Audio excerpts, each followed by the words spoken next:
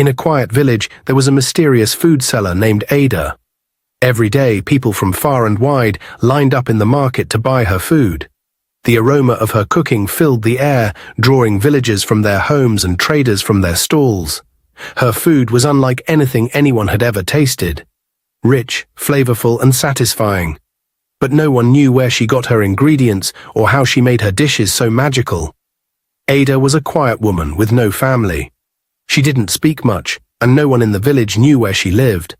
Every morning, she would appear at the market, seemingly out of nowhere, with large pots filled with food. The moment she arrived, people would rush to form a line. Her dishes changed daily, sometimes a delicious stew, other times fragrant rice with perfectly grilled meat. Every meal she made was unforgettable, and no matter how many people came, there was always enough food. She was always the first to arrive at the market, even before the sun rose, and the last to leave when the sky grew dark. People would often wonder how someone who sold so much food could keep her business thriving day after day. Some believed she had a secret source of wealth, while others thought she possessed magical powers. But Ada never revealed her secrets. One day, a group of women in the market began to grow jealous of Ada's success. They had been selling food for years, yet they struggled to sell even a fraction of what Ada did. These women, led by Mama Uche, began to whisper among themselves. "How can she feed so many people from just those few pots of food?" Mama Uche asked. "It's not natural. There's something strange about her."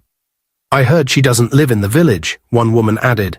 "No one has ever seen her outside the market." Another woman leaned in closer. "Do you think she's using charms to make people love her food? Maybe she's not even human." The jealousy grew day by day.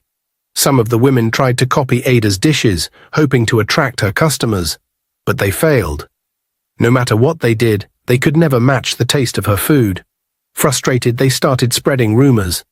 "Be careful with her food," Mama Uche warned some of the villagers. "Who knows where she gets her ingredients? What if she's using something evil to make her food taste that good?" Despite the rumors, many of the villagers ignored the gossip and continued to line up at Ada's stall. Her food was too good, and she had become too important to them. Even the village chief sent his servants early to buy her meals, as no feast was complete without Ada's dishes. Mama Uche came home one evening, her face twisted with frustration. The market had been terrible for her that day. While Ada's stall was packed with customers, Mama Uche hadn't sold a single bowl of her stew. As she threw down her empty baskets, her mind raced with anger and jealousy. She stormed into the kitchen, determined to cook something good for her family. But just as she was about to start, she called out to her husband, who was sitting on the porch, resting after a long day. "Papa Uche, what do you want to eat tonight?" she asked, trying to keep her voice calm despite her mood. To her surprise, he waved his hand dismissively and said, "I'm not hungry, Mama Uche. I already ate. I ordered food from Ada's stall earlier, and now I'm full. I don't need anything for the rest of the night." Mama Uche froze, her heart pounding. Her husband had eaten from Ada's stall, the same Ada she had been fuming about all day. She clenched her fists, trying to keep her anger in check. "So you ate Ada's food?" she asked, her voice shaking. Papa Uche, completely unaware of his wife's fury, nodded. "Yes, it was delicious. You should have some next time. You won't believe how tender the meat was. I haven't tasted something that good in a long time." Mama Uche's eyes flared. First it had been her children. They had come home from school, complaining that her food didn't taste as good as Ada's. They wanted to buy from Ada every day. And now her husband. Was everyone in her house going to betray her for that woman? She stormed out of the kitchen and into her bedroom, her mind racing with thoughts of Ada. Mama Uche didn't sleep well that night, tossing and turning as anger bubbled inside her. By the time the sun rose the next morning, she had made up her mind. Something had to be done. At the market, Mama Uche was the first to arrive as usual.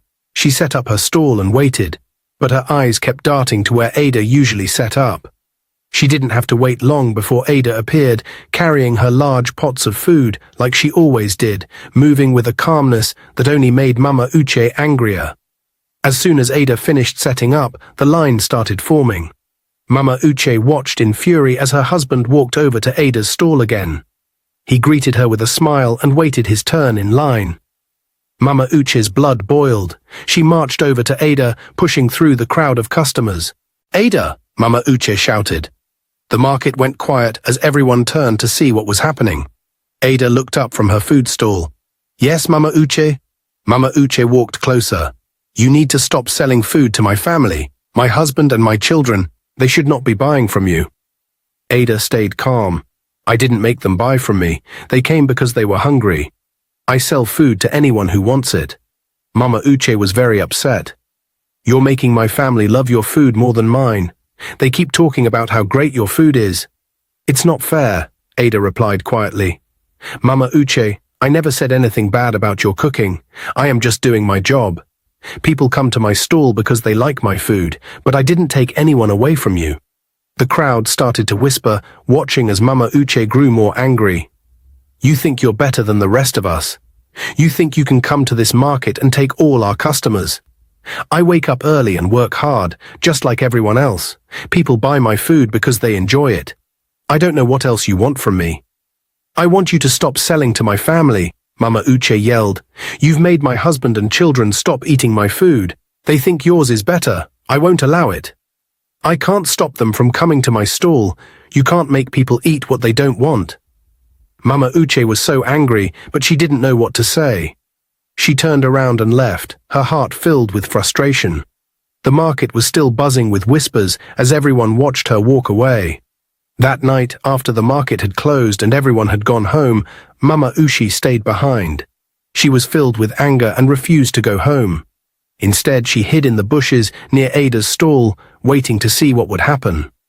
Mama Uche glanced around, feeling the cool night air on her skin.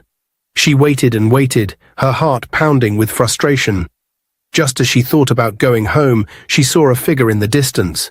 It was Ada, walking slowly with a basket in her hand, heading down a narrow path. Quietly, Mama Uche crept out of the bushes, careful not to make a sound. She followed Ada at a distance, making sure to stay hidden. Ada walked calmly, her footsteps soft on the dirt road. As they moved away from the market, Mama Uche's mind raced with thoughts. What does Ada do when she goes home? She wondered. Why is her food so special? The moonlight guided their way, and Mama Uche kept her eyes on Ada, who seemed to be lost in her own world. Mama Uche's anger began to mix with curiosity. After walking for a while, Ada turned off the path into a small clearing. Mama Uche hesitated for a moment, but decided to keep going. She wanted to know where Ada lived and what made her food so magical. In the clearing, Ada stopped by a small fire pit and set down her basket. She looked around as if sensing something, but didn't see Mama Uche hiding nearby. She paused for a moment, taking a deep breath. The quiet of the night surrounded her, and she felt at peace. But as she prepared to settle down, she suddenly struck her hand on the ground. To Mama Uche's shock, a hidden trapdoor opened, and a lifeless body emerged from beneath the earth. Mama Uche gasped, her heart racing as she took a step back, wanting to run away. But it was too late. Ada's eyes locked onto her, and with a swift gesture, she whispered something under her breath. A strange force filled the air, and Mama Uche felt a tingling sensation wash over her. In an instant, she found herself unable to hear anything. The world became silent. She opened her mouth to scream, but no sound came out. Ada stood there, her expression calm but firm. "You should have stayed away, Mama Uche," she said, though Mama Uche could no longer hear her voice. Panic surged through Mama Uche as she realized she had been made deaf and dumb. Stumbling back in shock, Mama Uche tried to escape, but Ada held her gaze, a knowing look in her eyes. "Now you will understand what it means to be alone," Ada said softly, though Mama Uche could not hear her. In that moment, Mama Uche felt a wave of fear wash over her. She wanted to run, to shout for help, but her body wouldn't obey her. The body that had emerged from the ground seemed to echo the very fears she had harbored, the fear of losing her family, the fear of not being good enough, and the fear of Ada's power. Ada, seeing the panic in Mama Uche's eyes, turned back to the body. She whispered softly, "You will not disrupt my work. You wanted to take away my customers, but now you will learn the truth of what I protect." Mama Uche watched helplessly as Ada returned to her preparations, the flickering firelight casting shadows around her. She could see Ada cooking as if nothing had happened. But now the atmosphere felt heavy and dark. Every moment felt like an eternity for Mama Uche as she struggled to understand what was happening. The silence was suffocating and her mind raced with thoughts. She felt trapped, unable to communicate or escape. As Ada stirred her pot of dead body, the aroma of spices filled the air again, but this time it felt different, thicker, almost ominous. Mama Uche's heart sank as she realized she had entered a world of secrets far beyond her understanding. Desperate to escape, she turned to leave the clearing, but the power of Ada's magic held her in place. It felt as if the ground beneath her was rooting her to the spot. "Now you will see the truth, Mama Uche," Ada continued, her voice steady, though Mama Uche could not hear. "The food I prepare is not just for nourishment. It carries the essence of those who once were, and you will learn to respect that." Ada stirred the pot, the aroma wafting through the air, tantalizing yet terrifying. She ladled a bowl of the thick, dark soup and turned to Mama Uche with a knowing smile. "You will eat this," she commanded, her eyes gleaming with a strange power. Mama Uche shook her head vigorously, her heart pounding. She thought desperately, feeling sick at the thought of consuming something made from the dead body. But Ada's gaze was unyielding. It was as if her eyes held a magic of their own, compelling Mama Uche to obey. "Don't refuse me, or I will make sure you regret it," Ada warned, her voice calm yet chilling. Mama Uche felt a shiver run down her spine. The fear of Ada's threat gripped her, and before she knew it, she found herself bringing the bowl closer to her lips. With trembling hands, she took a spoonful of the soup. The taste was overpowering, a mix of spices and something she couldn't quite identify. Her stomach churned, and she fought the urge to vomit. But Ada's piercing gaze bore into her. "Don't you dare. If you do, I will kill you," she said silently, her eyes flashing with intensity. With tears welling up in her eyes, Mama Uche swallowed hard, forcing the repulsive soup down her throat. Each gulp felt like a betrayal, and she wanted nothing more than to spit it out. But the fear of Ada's wrath kept her from doing so. Instead, she kept her gaze fixed on the ground, ashamed and terrified. Finally, after what felt like an eternity, she finished the bowl. Ada watched her with a satisfied expression. "Good. Now you know what I can do. You are free to go, but remember this moment," she said, her tone dripping with finality. With that, Mama Uche stumbled away from the hut, her mind racing with confusion and despair. She felt a weight in her stomach, heavy with fear and disgust. The world around her seemed surreal, the shadows dancing eerily as she made her way home. When she reached her house, the door creaked open, revealing her husband, who looked worried. "Mama Uche, where have you been? I was so worried," he exclaimed, his relief quickly fading into concern as he noticed her pale face and trembling body. "Are you okay? You look sick," he asked, stepping closer. But as he spoke, he realized something was terribly wrong. Mama Uche stood before him, her mouth moving, but no sound came out. She reached for him, desperate to explain, to tell him what had happened, but all she could do was shake her head and cry. The tears streamed down her cheeks as she realized she could no longer communicate with him. Her husband's eyes widened in confusion and fear. "Mama Uche, please." "What's wrong?" he pleaded, reaching out to comfort her. But all she could do was weep, the weight of her situation crushing her spirit. She pointed to her throat, trying to convey that she couldn't speak, but the words wouldn't come. She felt isolated, trapped in a nightmare of her own making, haunted by the experience with Ada. That night, Mama Uche lay in bed, her husband beside her, unable to find comfort in his presence. She cried silently, the tears soaking her pillow as her heart ached. She thought of Ada's soup and the body that had emerged from the ground. The knowledge of the magic that had taken away her voice felt like a dark shadow looming over her life. Her husband, feeling helpless, held her tightly, whispering words of comfort that she could not hear. He wished he could understand her pain, but Mama Uche felt alone, lost in her thoughts, consumed by fear and regret. The following day, Papa Uche decided to go to the market to buy food from Ada. He woke up early, thinking of all the tasty meals he could prepare for Mama Uche. At the market, the delicious smell of Ada's soup filled the air, making his stomach rumble. He approached her stall, eager to buy some food. After buying a bowl of soup, Papa Uche brought it home for Mama Uche, hoping it would make her feel better. When he entered the house, he called out to her, "I brought you some soup, my dear." But as he placed the bowl in front of her, Mama Uche shook her head vigorously, tears streaming down her cheeks. She wanted to warn him not to eat it, but she couldn't find the words. All she could do was watch as he lifted the spoon to his lips, her heart heavy with fear. Papa Uche took a sip of the soup, savoring the rich flavor. Mama Uche's heart sank as she thought of the dark magic that had taken her voice. She felt helpless, knowing that she couldn't stop him. With each bite he took, she cried silently, feeling a mixture of sadness and despair. She wanted to shout, to stop him from eating Ada's food, but she was trapped in her own silence. Meanwhile, in the market, a woman named Ngozi had gathered some friends to gossip about Mama Uche. "Have you seen Mama Uche?" she asked, her voice low.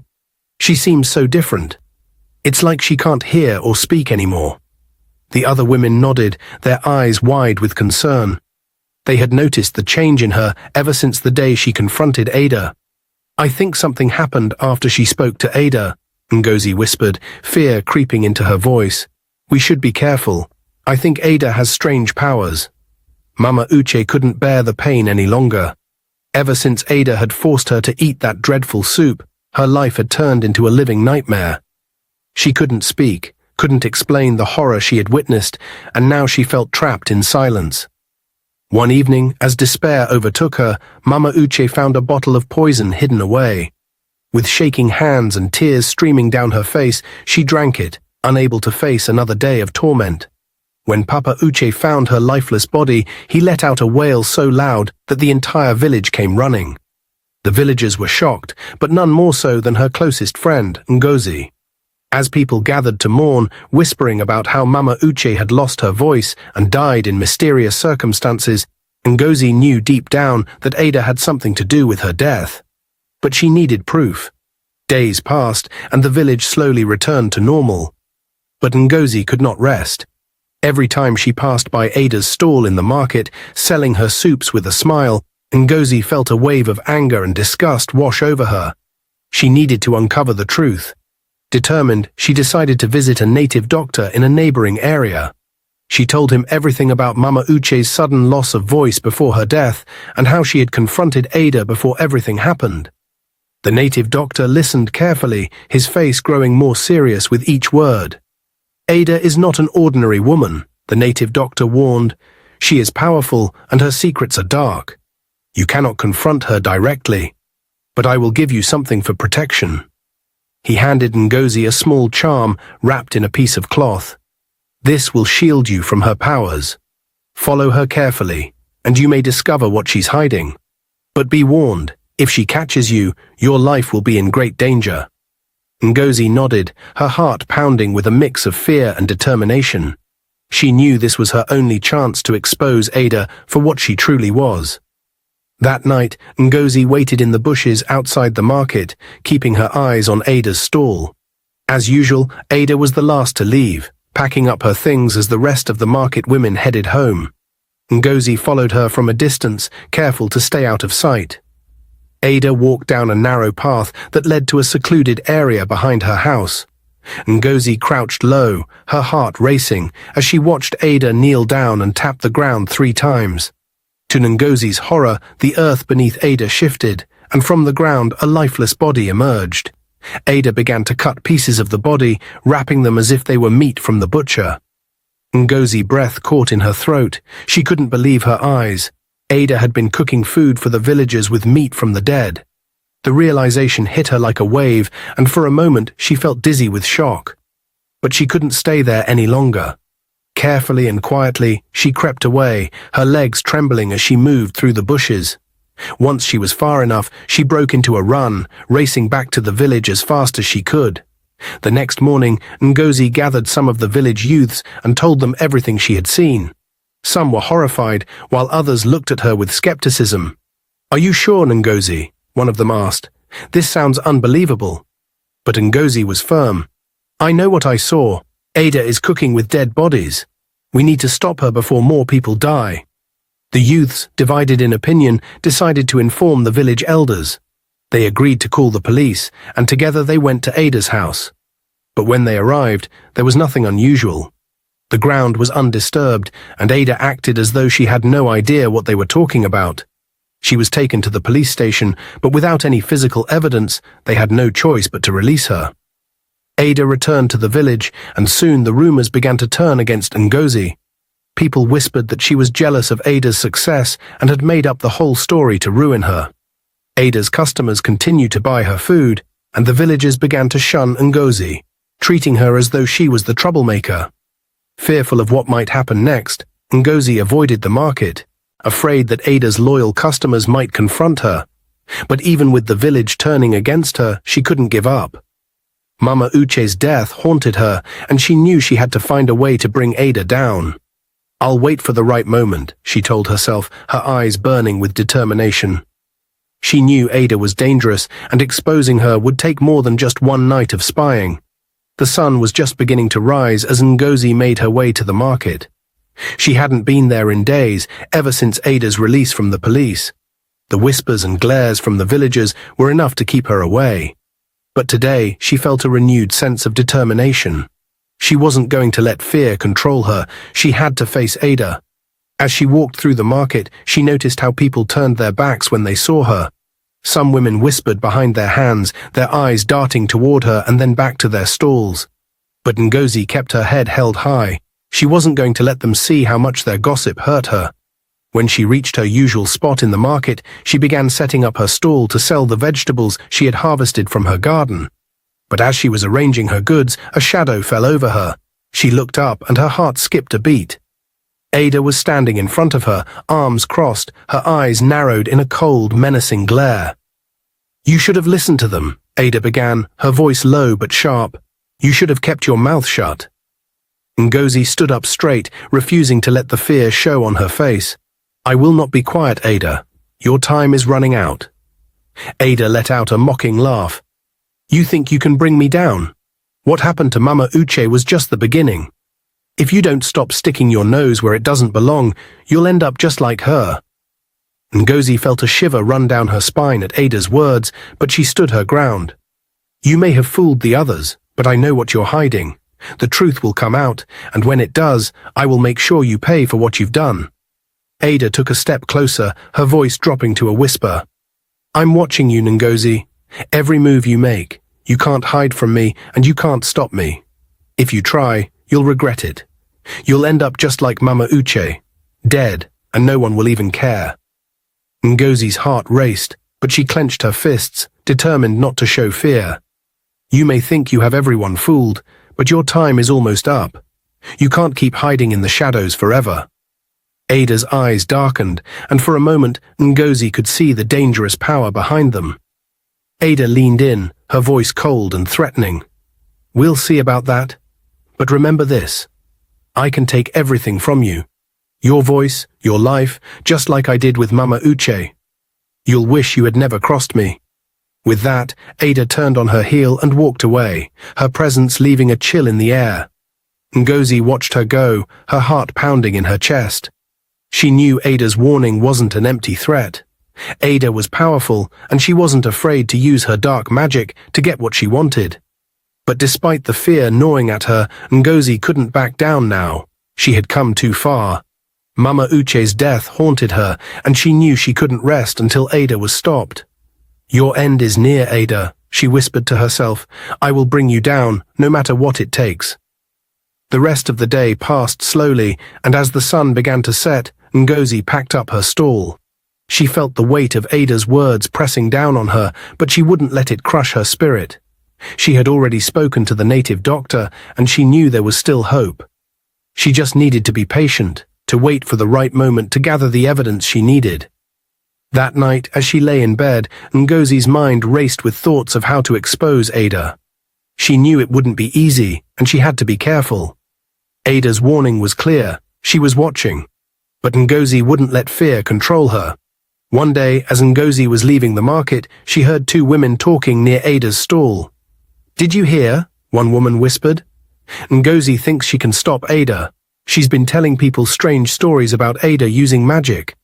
The other woman shook her head. Ngozi is just jealous. Ada has been here for a long time, and nothing bad has ever happened. I think Ngozi just wants to spoil Ada's business.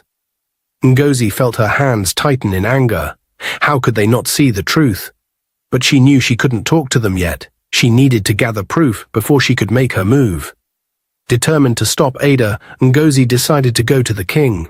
She knew he was respected, and if anyone could help her, it would be him. Early the next morning, she walked to the palace, her heart filled with hope. When she reached the king's court, she bowed and spoke. "Your Majesty, I have come to tell you the truth about Ada," Ngozi began, her voice firm. "She's not who she appears to be. She uses dark magic, and it was because of her that Mama Uchi died." Ngozi stood before the king, pleading her case. "Your Majesty, Ada is dangerous. She uses dark magic, and it's because of her that Mama Uche died." The king looked at her with a tired expression. "Ngozi, you've brought me nothing but stories. Ada's food has been a blessing in this village for years. I've eaten it myself countless times, and I've never felt anything strange." "Your Majesty, please listen," Ngozi began, but the king cut her off. "I think you're just jealous of Ada," he said bluntly. "She's been successful, and instead of focusing on your own life, you're wasting time trying to ruin hers. Face reality, Ngozi. Stop fooling yourself with these wild accusations." Ngozi's heart sank, but she could see there was no convincing him. The king, too blinded by his fondness for Ada's food, would not listen. He waved her away, leaving her standing there, feeling small and defeated. But deep down, Ngozi knew the truth. She couldn't let the king's words stop her. Ada was dangerous, and she wouldn't rest until everyone knew it. As Ngozi walked along the dusty road, deep in thought, she suddenly saw Papa Uche coming toward her. Her heart raced. She hurried up to him. "I was just about to come to your house," Ngozi said, trying to keep her voice steady. "There's something I need to tell you." Papa Uche stopped and looked at her, his expression blank. "What is it, Ngozi?" "I've been working on a plan to bring Ada down," Ngozi explained. "She's the reason your wife is dead. I can't just sit back and do nothing. I want to avenge Mama Uche's death." But to her surprise, Papa Uche's face twisted into a smirk. "Avenge her death," he scoffed. "Ngozi, you're wasting your time. You should mind your own business." Ngozi was taken by surprise. "What do you mean, mind my business? Your wife is dead, and Ada is responsible. How can you not want justice for her?" Papa Uche shook his head, almost amused. "Ngozi, don't cry more than the bereaved. Mama Uche is gone, and life moves on. And for your information," he added, a sly smile creeping across his face, "I'm having an affair with Ada now. She's going to be my wife soon." Ngozi's jaw dropped in shock. "What?" she whispered, hardly able to believe what she was hearing. "How can you say that? Your wife just died a few weeks ago, and now you're with another woman. Ada of all people." Papa Uche shrugged. "What does it matter? Mama Uche is gone, and Ada is still here. She's a good woman. You should stop wasting your time on foolish ideas." Ngozi stared at him, her heart pounding. How could he be so heartless? "But she killed your wife." Ngozi's voice cracked with frustration. Papa Uche waved her off, turning to walk away. "You're foolish, Ngozi. You're crying for someone who wasn't even related to you. Mind your own business, and stop trying to be a hero. You're just dumb." His words stung like a slap to the face. As she watched him walk away, tears welled up in her eyes. She couldn't believe what she had just heard. Papa Uche was not only ignoring the truth, but he was also planning to marry the very woman responsible for his wife's death. Ngozi stood frozen in the middle of the road, her mind swirling with confusion and anger. She had thought Papa Uche would help her, that together they could expose Ada's evil deeds. But now he had betrayed his wife's memory, and Ngozi felt more alone than ever. Determined to stop Ada once and for all, Ngozi decided to visit the native doctor again. She was sure that with his help, she could finally defeat Ada. Early one morning, she set off, her heart heavy but full of determination. When she reached the native doctor's home, everything was quiet. The door was slightly open, and there was no sign of anyone around. Ngozi stepped inside, calling out, "Baba? Baba, are you here?" There was no answer. Her heart pounded as she walked further into the room, and that's when she saw him, the native doctor, lying lifeless on the floor. He was dead. Ngozi gasped, her hands flying to her mouth. She couldn't believe it. Her only hope was gone. Tears welled up in her eyes as she knelt beside him. She didn't need anyone to tell her what had happened. This had to be Ada's doing. "She's behind this," Ngozi whispered, her voice trembling. "Ada killed him to stop me." Heartbroken, Ngozi stood up, her body shaking with anger and sadness. Without the native doctor's power, how could she fight Ada? But even though she felt defeated, something inside her refused to give up. She wiped her tears and clenched her fists. Ada may have destroyed the native doctor, but Ngozi wasn't going to let her win. As Ngozi turned to leave the native doctor's hut, she suddenly felt a chill in the air. Out of nowhere, Ada appeared, blocking her path with a dark smile on her face. "Ngozi," Ada said in a low, dangerous tone, "I've warned you enough. You should have listened. Yes, I killed the native doctor. He thought he could help you, but look at him now, gone, just like Mama Uche. And soon everyone in this village will belong to me. There's nothing you can do about it."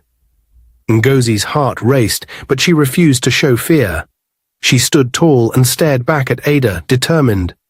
"I'm not afraid of you," Ngozi said, her voice steady. "I know what you've done, and I will stop you.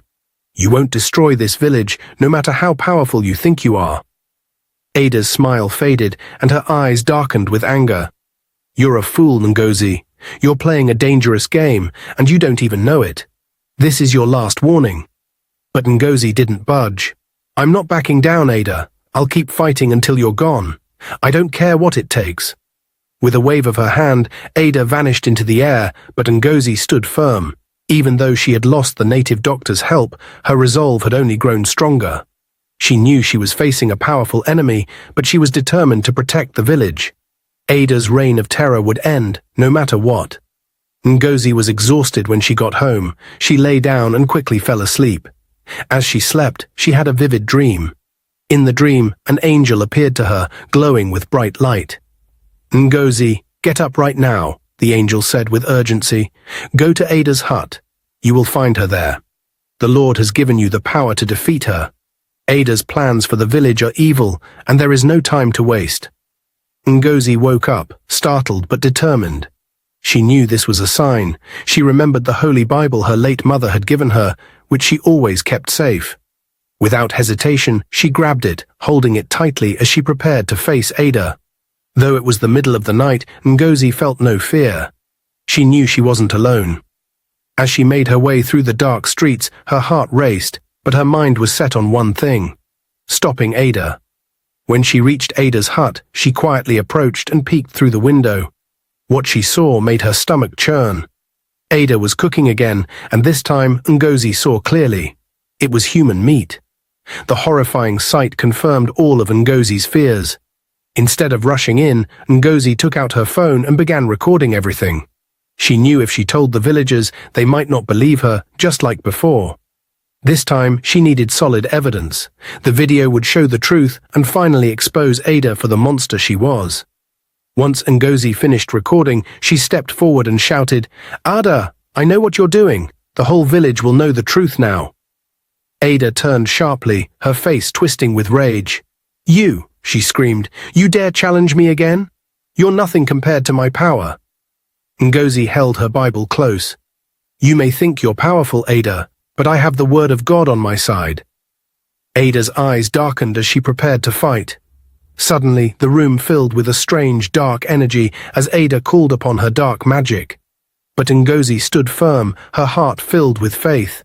She opened the Bible and began to pray out loud, calling for protection and strength. The spiritual battle began. Ada hurled spells and curses at Ngozi, but each time, Ngozi blocked them with the power of the Holy Bible. The forces of light and darkness clashed in the small hut, shaking the ground and the walls. Ngozi could feel Ada's evil trying to overpower her, but she refused to back down. She prayed louder, reciting verses from the Bible, and the strength of her words filled the room with light. Ada hissed in anger as her dark powers began to weaken. "You think this will stop me?" Ada snarled. "I've destroyed others before, and I will destroy you too." But Ngozi wasn't afraid. "Your time is over, Ada. The Lord has given me the power to end this once and for all." As she remembered the verse from Ephesians 6:12, Ngozi spoke with confidence. "For we do not wrestle against flesh and blood, but against the rulers, against the authorities, against the powers of this dark world, and against the spiritual forces of evil in the heavenly realms." The light from her words grew even stronger, filling the entire hut. Ada tried one last attack, summoning a dark shadow to surround her. But Ngozi raised the Bible high, and with one final prayer, the shadow dissolved, and Ada let out a scream. The darkness around her faded, and Ada fell to the ground, defeated. Ngozi stood over her, breathing heavily but filled with a sense of victory. "This is the end for you, Ada. The village will be safe now." Ada, weakened and trembling, looked up at Ngozi with fear in her eyes. How did you do it?" she whispered. Ngozi simply smiled, holding the Bible close. "I didn't do it alone. The power of God is stronger than any evil you can summon." With Ada defeated, Ngozi tied her up and dragged her out of the hut. As she led Ada through the streets, a crowd began to gather. Villagers woke up and came outside, wondering what was happening. When they saw Ngozi with Ada, they were shocked. "What's going on?" one of them asked. Ngozi showed them the video on her phone. "This is what Ada has been doing all along. She's been cooking human meat and using dark magic against the village." The villagers gasped in horror as they watched the evidence on Ngozi's phone. Finally, they believed her. Ada had no more tricks to hide behind. The police were called, and this time, with the video as proof, Ada was arrested for her crimes. The king was so impressed with Ngozi's bravery and determination that he called her to his palace. "Ngozi," he said, "you have saved the village from great evil. Because of your courage, I want to make you one of my trusted advisors." Ngozi couldn't believe it. She was honored by the king's words and accepted the position with a grateful heart. Soon after, Papa Uche came to visit Ngozi. His face was filled with regret. "Ngozi," he said, "I owe you an apology. I was under Ada's spell all along. I didn't know what I was doing when I sided with her. I'm so sorry for everything." Ngozi looked at him with kindness. "It's okay, Papa Uche. Ada's power was strong, but it's over now. What matters is that you're free from her control." 2 days after Ada was put in prison, something strange happened. She was found dead in her cell, and no one could explain how it happened. Many believed it was because of all the evil things she had done, and that her dark magic had finally caught up with her. The village was at peace again. The people were grateful, and life returned to normal, with the village free from fear of Ada's evil forever. The village was saved from her evil plans, and Ngozi had avenged Mama Uche's death. Though the battle had been long and difficult, Ngozi knew she had done the right thing. She had stood up for what was right, and with faith and courage, she had defeated Ada once and for all. The village was free from fear, and Ngozi could finally rest, knowing justice had been served. Dear viewers, what lessons did you take away from this dramatic tale? We'd love to hear your thoughts in the comments below. If you enjoyed the story, give us a thumbs up, share it with friends, and hit that subscribe button. Don't forget to turn on notifications so you never miss out on our latest updates. Thanks for watching and stay blessed.